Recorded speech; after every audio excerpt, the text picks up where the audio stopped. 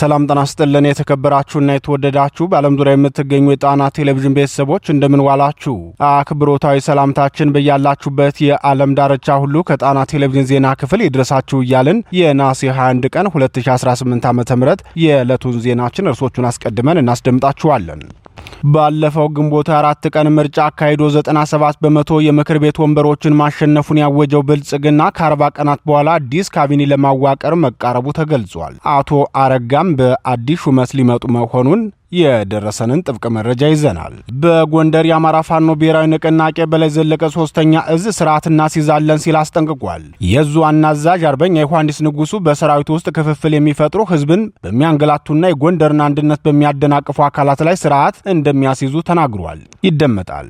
በወለጋ ጥቃቱ ተጠናክሮ ቀጥሏል። በአካባቢው የሚፈጸሙ ጥቃቶችና የዘር ማጽዳት ድርጊት ትኩረት በማጣቱ እየተባባሰ መቀጠሉን ተጎጂዎችና አስተያየት ሰጪዎች ገልጸዋል። ሌላኛው ዜናችን ነው።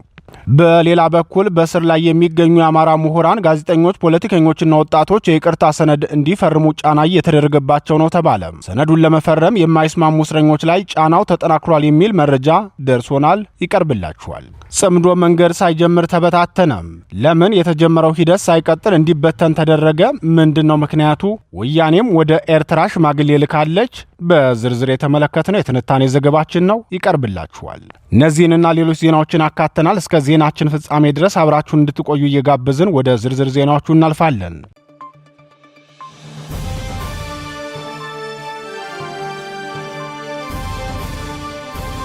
አቶ አረጋ በአዲስ ሹመት ሊመጡ ነው።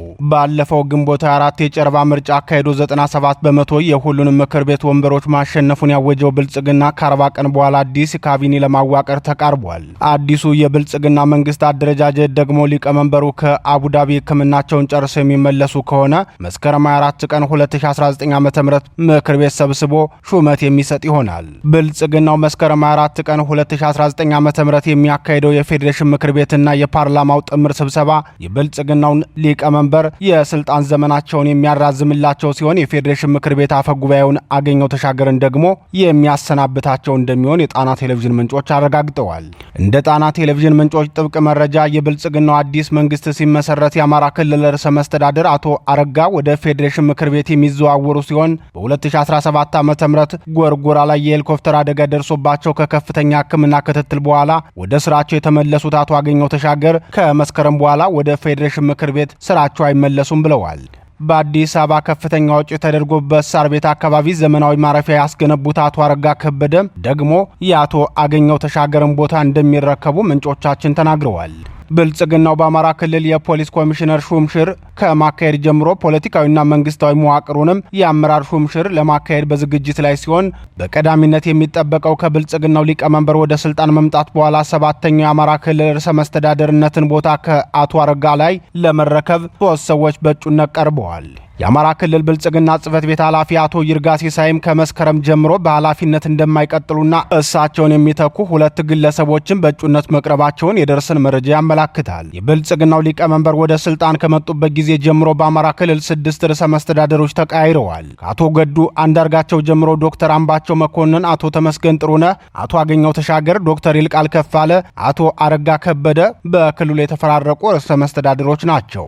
አቶ ገዱ አንዳርጋቸው ከርዕሰ መስተዳድርነት ከተነሱ በኋላ በውጭ ጉዳይ ሚኒስተርነትና የብልጽግናው ሊቀመንበር የደህንነት አማካሪ ሚኒስትር ሆነው በመስራት ቆይተዋል። በመጨረሻም ከስርዓቱ መሪ ጋር ባለመግባባት ለስደት ተዳርገዋል። እሳቸውን የተኳቸው ዶክተር አምባቸው መኮንን ደግሞ ኃላፊነቱን በተረከቡ በ90 ቀናቸው መገደላቸው ይታወሳል። ከእሳቸው በኋላ የተተኩት 4 ግለሰቦች አሁንም በስርዓት ውስጥ ይገኛሉ። ከመስከረም 24 በኋላ አቶ አረጋ ከቦታቸው የሚነሱ መሆኑ ታውቋል። በእነዚህ ጊዜያት ሁሉ ኦሮሚያ ክልል ከአቶ ለማ በኋላ ቦታውን በተረከቡት በአቶ ሽመልስ አብዲሳ የሚመራ መሆኑ ይታወቃል። አቶ ሽመልስ የክልሉን ርዕሰ መስተዳድርነት የተረከቡት ደግሞ ለረጅም ጊዜ የብልጽግናው ሊቀመንበር የቅርብ ሰው በመሆንና የጠቅላይ ሚኒስትር ጽህፈት ቤት ኃላፊ ሆነው ከሰሩ በኋላ መሆኑ አይዘነጋም።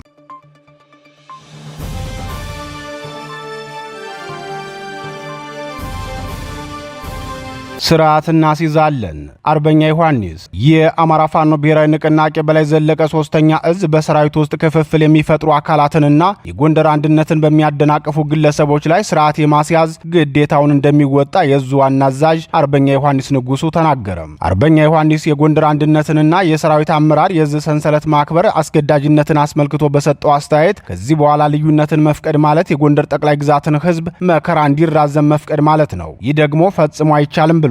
አርበኛ ዮሐንስ አክሎም የእስካሁኑ የችግር ምክንያት የነበሩት የልዩነት አካሄዶች እንዳይቀጥሉ ስለወሰን ችግር ፈጣሪዎችንና የልዩነት አራማጆች ላይ ስርዓት እናስይዛለን። ሁሉም የፋኖ አባል በስርዓት ማዕቀፍ ውስጥ መግባት አለበት። ከዚህ በኋላ እየዞሩ መኪና እያስቆሙ የሚዘርፉ ግለሰቦችን ወደ ስርዓት ማዕቀፍ እንዲገቡ፣ ካልሆነ ግን ለህዝባችን ደህንነትና ሰላም ስንል መራራ ውሳኔ እንድንወስድ እንገደዳለን ሲል አሳስበዋል። የአማራ ፋኖ ብሔራዊ ንቅናቄ በላይ ዘለቀ ሶስተኛ እዝ ዋና አዛዥ አርበኛ ዮሐንስ ንጉሱ ያስተላለፈውን አጭር መልእክት ተከታትለን እንመለስ። እነዚህ ወንድሞቻችሁን ልጆቻችሁን ንገሩ እንንገር፣ በአጭር ጊዜ ይጠርነፉ። ከዛ ውጭ ቅድም ያላችኋቸው በደሎች በልዩነቱ ስለቆዩ በማህበረሰቡ ላይ ልዩነት እየፈጠሩ መቆየት በማህበረሰቡ ላይ መፍረድ ስለሆነ የጠቀሳችኋቸው ችግሮች ይቀጥሉ ብሎ እንደመመኘት ስለሆነ እኛ ደግሞ እንዳይቀጥሉ ስለወሰን እነዛን ችግሮች የማህበረሰብ ጥያቄውን ምንፈታው አንድ በመሆን ነው ብለን ስለወሰድን ስርዓት እናስይዛለን። ስርዓት በምናስይዝበት ጊዜ ግራ መጋባት እንዳይፈጠር ምክንያት ለህግ ተገዥ መሆን አለበት አይደል? ማንኛውም ሰው ለህግ ተገዥ ለሆነ ኃላፊነት ልንወስድ ነው። ኃላፊነት ስንወስድ ደግሞ መልካም ነገር ሲሰራ በመልካም መጥፎ ነገር ሲሰራ በመጥፎ ኃላፊነት ልንወስድ ነው። ነገር ግን በስርዓት ማዕቀፍ ውስጥ መግባት መቻል አለበት ማለት ነው።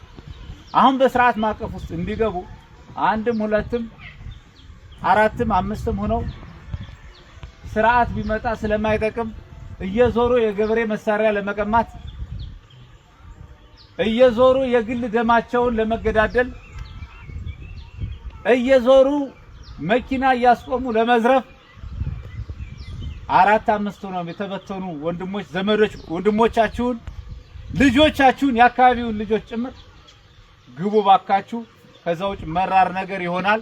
እኛም አንደግፋችሁም፣ ተግባሩን አንደግፈውም። አንድ ሁኑ፣ ሁለትም እኩይ ተግባራት እየዞራችሁ በማህበረሰብ ላይ የምትሰሩትን አንደግፍም ብላችሁ አቋማችሁን ልትነግሩልንና አጎናችን ልትቆሙ ጥሪ እናስተላልፋለን።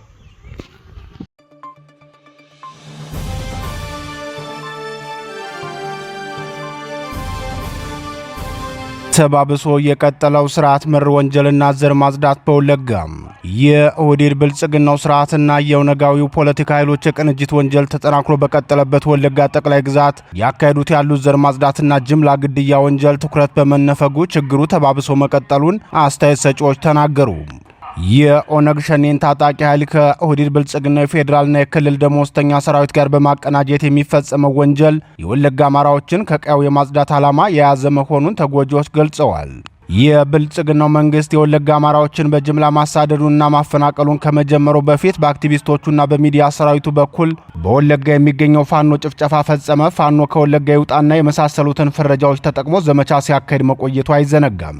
ይህን የስርዓቱን እኩይ ዓላማ የተረዳው ዝግጅት ክፍላችንም በወለጋ የታቀደው ምንድነው በሚል ርዕሰ የጥንቃቄ መረጃዎችን ማቅረቡ ይታወሳል። ጸረ አማራው የኦህዴድ ብልጽግናው ስርዓትን ባለፉት 48 ሰዓታት በወለጋ ጠቅላይ ግዛት ምስራቅ ወለጋ ዞን ብቻ በከፈተ የግድያ ዘመቻ ከ100 በላይ አማራዎች መገደላቸው ታውቋል።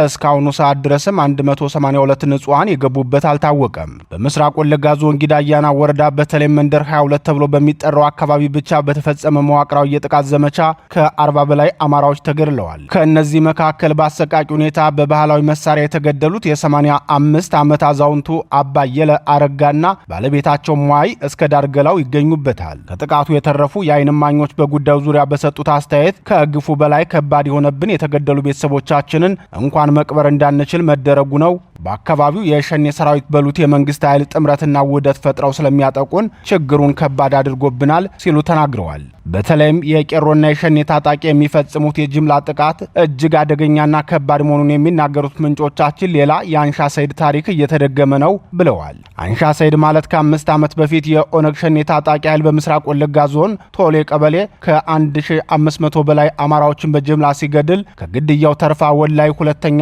አማራ አልሆንም እባካችሁ አትግደሉኝ እያለች ብትለምንም በጭካኔ የተገደለች ታዳጊ ነች። በወቅቱ አንሻ ሰይድን ጨምሮ በግፍ የተገደሉ ከ1800 በላይ አማራዎችን የተፈጸመውን ጭካኔ የእንግሊዙ ጋዜጣ ብሉምበርግ እንደ ዶሮ ነበር የታረዱ በማለት መዘገቡ አይዘነጋም። ከዚያ ክስተት በኋላ ራሳቸውን ከልቂት ለመከላከል የተደራጁ የወለጋ አማራዎችም ግፍ ያሰባሰበን የአንሻ ሰይድ ወንድሞች ነን የሚል መሪ ቃል ያሰባሰባቸው መሆኑን በተደጋጋሚ ሲገልጹ ይደመጣል።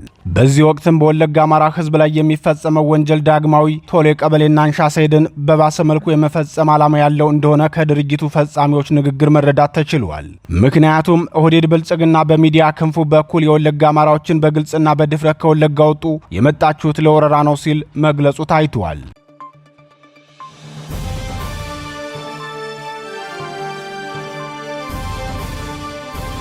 ሰነድ ያልፈረሙ እስረኞች ላይ ጫና እየተደረገ ነው ተባለ። የኦህዴድ ብልጽግናው ስርዓት በአማራ ህዝብ ላይ የከፈተውን ሁለንተናዊ ጥቃት በመቃወም የህዝብ ድምጽ የሆኑ የአማራ ምሁራን፣ ጋዜጠኞች፣ ፖለቲከኞችና ወጣቶች ላለፉት 3 ዓመታትና ከዚያ በላይ በግፍ እስር ላይ መቆየታቸው ይታወሳል። ያለ ፍትህ በእስር ላይ የሚገኙት የህሊናና የፖለቲካ እስረኛ የአማራ ተወላጆችን ከእስር ለመፍታት ብልጽግናው የይቅርታ ሰነድ አዘጋጅቶ ማስፈረሙ የሚታወቅ ነው። ሆኖም ይህንን ሰነድ አንፈርምም ያሉ እስረኞችን ተከታታይ ጫናና ማዋከብ የተደረገባቸው መሆኑን የደረሰን መረጃ ያመላክታል። የአማራ የፖለቲካ እስረኞች ያልፈጸሙትን ወንጀል ፈጽመናል ብለው ካመኑና በፊርማቸው ካረጋገጡ እንደሚፈቱ የቀረበውን ሐሳብ አንቀበልም ያሉ ግለሰቦች ተለይተው ወዳልታወቀ ስፍራ እንደተወሰዱ ምንጮቻችን ገልጠዋል። ከነበሩበት አባ ሳሙኤል እስር ቤት ወዳልታወቀ ስውር ቦታ የተወሰዱት የህሊና እስረኞቹ ሲሳይ መልካሙ፣ በላይ ሲሳይ፣ ማረው ስለሽና ኮሎኔል ሰለሞን ተፈሪ ናቸው። እነዚህ የግፍ እስረኞች ከእስር ቤቱ ወጥተው ወዳልታወቀ ቦታ የተወሰዱት በሌሊት ሲሆን እስረኞቹ የተወሰዱት በኃይል ተይዘው ነው። እስካሁንም አድራሻቸው አልታወቀም ተብሏል። የብልጽግናው ሰብአዊ መብቶች ኮሚሽነር ብርሃኑ አዴሎና ምክትላቸው አቶ ባዳሳ ለሜሳ ወደ 1300 የሚሆኑ የፖለቲካ እስረኞችን ራሳቸው ወንጀላቸውን መፈጸማቸውን አምነው እንዲፈርሙ ሲያግባቡ መቆየታቸውን ይታወሳል። በዚህም መሰረት የቀድሞው የህዝብ ተወካዮች ምክር ቤት አባል አቶ ክርስቲያን ታደለ፣ የአዲስ አበባ ከተማ ምክር ቤት አባል ዶክተር ካሳ ተሻገር፣ የቀድሞው የዜማ ፓርቲ ሊቀመንበር ዶክተር ጫኔ ከበደን ጨምሮ ሌሎች ወንጀል መፈጸማቸውን አምነው መንግስትን ይቅርታ መጠየቃቸው ይታወቃል። የፈጸምነው ወንጀል የለም በሚል አንፈርምም ያሉ 30 የፖለቲካ እስረኞችና ጋዜጠኞች ግን አንፈርምም በማለታቸው ተመሳሳይ ድርጊት ሊፈጸም እንደሚችል ስጋት ተፈጥሯል። የብልጽግናው መንግስት በመጪው አዲስ ዓመት የፖለቲካ እስረኞችን ለመልቀቅ አቅዶ እየሰራ ሲሆን በቀረበው የይቅርታ ሰነድ ላይ የተካተተው ቀጥተኛ ቃል እንደሚከተለው ይነበባል። በአማራ ክልል ጽንፈኛው ቡድን በሚያደርገው ትግል ላይ መሳተፍ የስህተት መሆኑን በማመን መንግስትና ህዝብን ይቅርታ ጠይቃለሁ። በክልሉ ለጠፋው ህይወትና ለወደመው ንብረት ኃላፊነት ወስዳለሁ። ሁለተኛ በእንዲህ ያለ ጸረ ሰላም ተግባር እንደማልሳተፍ ቃል እየገባው ይህንን አድርጌ ብገኝ መንግስት ማንኛውንም እርምጃ እንዲወስድብኝ በፈቃዴ ፈርማለሁ የሚል ነው። ይህንን ነውረኛ ሰነድ አንፈርምም ያሉት አቶ ዮሐንስ ቦያለው፣ መስከረም አበራ፣ ጋዜጠኛ ዳዊት በጋሻው፣ ገነት አስማማው፣ ዶክተር ቴዎድሮስ ኃይለማርያም፣ ዶክተር ሲሳይ አውግቸው፣ ዶክተር መሰረት ቀለመወርቅ፣ ዶክተር ወንዶሰን አሰፋ፣ ጋዜጠኛ ጎበዜ ሲሳይ፣ ጋዜጠኛ አባይ ዘውዱ፣ ማይክ መላክን፣ ትዕግስት እንዳላማው፣ ሐሊማን ጨምሮ በርካታ እስረኞች ይህንን ሰነድ አንፈርምም በማለታቸው ስርዓቱ ጫና እያደረገባቸው መሆኑን የደረሰን መረጃ ያመላክታል።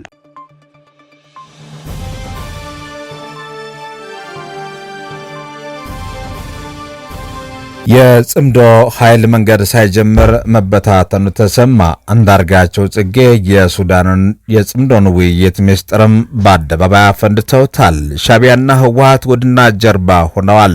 ለሻቢያም ሽምግልና ተልኳል። የሸረሪና ውጊያ የሻቢያ ጀነራሎችን አስቆጥቷል። የሻቢያ ጀነራሎችና የህወሓት ጀነራሎችም በሽሬ ተሰብስበው ያደረጉት ምስጢርም ሾልኮ ወጥቷል። ኦሉሴጉን ኦባሳንጆ ወደ መቀሌ ኑበት ሰዓትም ለህወሓቱ ሊቀመንበር ደብረጽዮን ገብረ ሚካኤልና ሌሎች አመራሮች የሰጧቸው 3 ማስጠንቀቂያዎችም ሾልከው ወጥተው ለጣና ቲቪ ደርሰዋል። በዝርዝር የምንመለከታቸው አባይት መረጃዎቻችን ናቸው። አብራችሁን ቆዩ። ጽምዶ የተሰኘው አዲሱ የፖለቲካና ወታደራዊ ጥምረት ገና በውል ሳይጀምር መበታተኑ ተሰምቷል። አቶ አንዳርጋቸው ጽጌ ያወጡት ሚስጥር ተከትሎ በህወሓትና በኤርትራ ሻዕቢያ መካከል የነበረው መቃቃር ወደ ነበረበት ተመልሷል። የቀድሞ የናይጄሪያው ፕሬዝዳንት ኦሉሴጉን ኦባሳንጆ በኩልም ለህወሓት የተሰጠው ጥብቅ ማስጠንቀቂያ መነጋገሪያ ሆኗል። ድሮውንም ተማምነው የማያውቁት እንደ ጅብ ጎን ለጎን ሲጓዙ የነበሩት ህወሓትና ሻዕቢያ አሁን ላይ ሆድና ጀርባ ወደ ሆኑበት የኋላ ታሪካቸው ተመልሰዋል ነው የተባለው። ለዚህ መቃቃር ዋነኛ ምክንያት የጎንደር ፋኖ አቋምና የህወሓት የሸሪርና የፈጸሙት ትንኮሳ ነው ተብሏል። ጽምዶ ጥምረት ምስረታ ወቅት ህወሓት አማራ አጽመ ርስቶችን ላለመጠየቅና ላለመተንኮስ በኤርትራ ፊት ቃል ገብታ የነበረ ቢሆንም ማንንም የጥምረቱን አባል ሳያማከር በሸረሪና በከፈተው ትንኮሳ ኤርትራ በእጅጉ ተቆጥታለች ነው የተባለው። በዚህ የህወሓት ትንኮሳ የሻዕቢያ ጀነራሎች በሽሬ ስብሰባ በማድረግ ለህወሓት ማስጠንቀቂያ ሰጥተው እንደነበርም የወጣው ምስጢር ያመለክታል። በሌላ በኩል የጎንደር ፋኖ ኃይሎች ህወሓትን አናምንም፣ ርስታችን ለመውሰድ በአደባባይ እየፎከረ ባለበት ሁኔታ ጽምዶ የሚባለውን የጥፋትና የአማራ ምድር ወራሪ ኃይል አንደግፍም ሲሉ በገሃድ አቋማቸውን በማሳወቃቸው ጥምረቱ ሊናጋ ችሏል የተባለው። ይህ የህወሓት ድብቅ ገመና ምስጢር በአደባባይ ያፈነዱት አቶ አንዳርጋቸው ጽጌ ናቸው። በኤርትራ መንግስት አስተባባሪነት በተመሰረተው ጽምዶ ውስጥም ንቁ ተሳትፎ የነበራቸው አቶ አንዳርጋቸው ከአንድ ሚዲያ ጋር ባደረጉት ቃለ ምልልስ ህወሓትና የፋኖ ኃይሎች በኤርትራ አሸማጋይነት እንደገና መነጋገራቸውን ይፋ አድርገዋል። እንደሳቸው ገለጻ ከሆነ ህወሓት የፈጠረው ስህተትም ቆጭቶት ሻዕቢያን ከፋኖ ጋር እንዲያስታርቀው እየተማጸነ መሆኑን ተናግረዋል። በሌላ በኩል የፋኖ ተወካዮች የምዕራብ ትግራይ ያለ ህወሓት የሚጠራውን የአማራ አጽመ ርስት ለመቆጣጠር የሚያደርገውን እንቅስቃሴ እንዲያቆም ያቀረቡት ቅድመ ሁኔታ ህወሓት ተስማምቶ ወደ ጥምረቱ መምጣቱንም አጋልጠዋል የተባለው። ይህን መረጃ አጥብቀው የተቃወሙት የህወሓቱ ምክትል ሊቀመንበር አቶ አማኑኤል አሰፋ አቶ አንዳርጋቸው ጽጌ በግ ለምድ የለበሱ ተኩላ ሲሉም ወንጅለዋቸዋል። አክለውም አቶ አንዳርጋቸው ቀደም ሲል ከብልጽግና ጋር በመሆኑ በትግራይ ህዝብ ላይ ከፈጸሙት በደል አልፈው አሁን ደግሞ ከስርዓቱ ጋር የተጣሉ መስለው በህዝባዊ ኃይላች መካከል ስንጥቅ ለመፍጠርና ጽምዶ ለማፍረስ እየሰሩ ነው ሲሉም ከሰዋል። በኤርትራ መሪነት የተጠነሰሰው የጽምዶ ጥምረት ሐሳብ ከ2 እና 3 ዓመታት በፊት በዱባይ የተጀመረ እንደሆነም ታሪክ ይናገራል። በወቅቱና አቶ ጌታቸው ረዳ ጭምር ያካተተው የህወሓት አመራር የኤርትራ ተወካዮችን አግኝተው ከአማራ ኃይሎች ጋር መቀራረብ እንደሚፈልጉ ገልጸውላቸው ነበር ተብሏል። በወቅቱ ኤርትራ ያስቀመጠችው ጥብቅ አቋምና ማስጠንቀቂያ ግንኙነታችሁ ጊዜያዊ ወይም ስልታዊ ሳይሆን በቀጠናው ጭምር በሚመጥን የረዥም ጊዜ ስትራቴጂክ መሆን አለበት የሚል ነበረ። ህወሓት በውስጡ ባያምንበትም የርስት ጉዳዮችን ሳያነሳ ለስትራቴጂካዊ ግንኙነትም ተስማምቶ ነበር። ኤርትራም የአማራ ኃይሎችን ያግባባቻቸው በዚህ መርህ ላይ ተመስርቶ እንደነበር ነው መረጃው የሚናገረው። ሆኖም ጊዜው እያለፈ ሲሄድ ህወሓት የራሱን አጀንዳ በማምጣት በአማራ ጥቅሞች ላይ መዝመት ጀመረም። የህወሓት ታጣቂዎች በስልጠና ማዕከላት የሚያደርጉት ቅስቀሳም ከመጀመሪያው መርህም ጋር የሚቃረን ሆኖ ብቅ አለም። እነ ወይዘሮ ፈትለወርቅ ሳይቀሩ ከግብጽ ጋራ ከኤርትራና በውስጥ አገር የሚገኙ ኃይሎች ጋር የፈጠርነው ግንኙነት ከብልጽግና ጋር ከምናደርገው ዘመቻ ውጭ ሌላ የጋራ ዓላማ የለንም፣ የህዝብ ለህዝብ ግንኙነት ወይም ሌላ ታሪክ አያስፈልግም እስከ ማለት ደረሱም። ኤርትራ ህወሓት አሁን እየተከተለ ያለውን ጊዜያዊ የጥቅም ትስስር አጥብቃ የምትቃወምባቸው ዋና ዋና ምክንያቶች ይፋ ተደርገዋል። አንደኛ፣ ብልጽግና ኤርትራን ለጦርነት ወቅት ብቻ ተጠቅሞ ገፍቷታል። አሁን ደግሞ ከህወሓትም ሆነ ከአማራ ኃይሎች ጋር የሚኖራት ግንኙነት ተመሳሳይ እንዲሆን አትፈልግም። በሁለተኛ ደረጃ ህወሓት በአማራ ግዛቶች ላይ ብቻ ተወስኖ እንደማይቀርና ነገ ወደ ኤርትራ ሊመጣ እንደሚችል እንዲሁም በየጊዜው የሚያደርገውን ወታደራዊ እንቅስቃሴም ያሳስባታል። በሶስተኛ ደረጃ በአጭርና ተቀያሪ ፍላጎት ላይ የተመሰረተ ትብብር ነገ ለሚነሱ ቀጣይ ጦርነቶች በር ከፋች በመሆኑ ይህ ደግሞ ኤርትራን በቀጥታ ስለሚጎዳ ነው። በአራተኛ ደረጃ ያስቀመጠችው የአማራ ኃይሎች በኤርትራ በኩል የተግባቡበትን ስትራቴጂካዊ ግብ አክብረው የርስት ጥያቄ ወደ ጎን ሲያደርጉ፣ ህወሓት ግን ቃሉን አጥፎ በአማራ ግዛትና ማንነት ላይ ጥቅም በመፈለግም ኤርትራ በጫና ያመጣችውን ስትራቴጂካዊ ግንኙነት ህወሓት ሆን ብሎ አፍርሶታል ብላ ታምናለች ነው የሚለው መረጃው። ይህ ሁሉ ክሽፈት ሲገጥመው ህወሓት ጽምዶን ሙሉ በሙሉ በመክዳት ፕሬዝዳንት ኦሉሴጉን ኦባሳንጆን በጓዳ ለሽምግልና ወደ መቀሌ ጠርተዋል። ነሐሴ 18 2018 ዓ.ም ወደ መቀሌ ያቀኑት ኦባሳንጆ ህወሓት ከፌዴራል መንግስቱ ጋር ለመደራደር ላቀረበቻቸው ቅድመ ሁኔታ ጥብቅ ምላሽም ሰጥተዋል። ኦባሳንጆ ለዶክተር ደብረጽዮን ገብረ ሚካኤልና ለህወሓት መሪዎች የሰጧቸው 3 ማስጠንቀቂያዎችም ወጥተዋል። የመጀመሪያው በፕሪቶሪያው የሰላም ስምምነት መሰረት የተቋቋመውን ጊዜያዊ አስተዳደር ወደ ነበረበት እንዲመልሱ ሲሆን በሁለተኛ ደረጃ ደግሞ ጽምዶ በሚባል ሰበብ የሚደረገው ማንኛውም እንቅስቃሴ ወዲያውኑ ማቆምና ይህን ውሳኔ በይፋ ማሳወቅ ነው። በሶስተኛ ደረጃ የሰጡት ማስጠንቀቂያ የታጠቁ ቡድኖች ትጥቃቸውን ፈተው ወደ ሰላማዊ ህይወታቸው የሚመለሱበት የመልሶ ማቋቋም ሂደትም ተግባራዊ ማድረግ እንደሆነ ኦሉሴጉን ኦባሳንጆ አክለው አስጠንቅቀዋል። እንደ ኦሉሴጉን ኦባሳንጆ ማስጠንቀቂያ ከሆነ ይህ የብልጽግናው መንግስት የአሜሪካና ዓለም አቀፍ ማህበረሰብ ቁርጥ ያለ አቋም መሆኑን ለህወሓት አመራሮች አሳውቀዋል ነው የተባለው።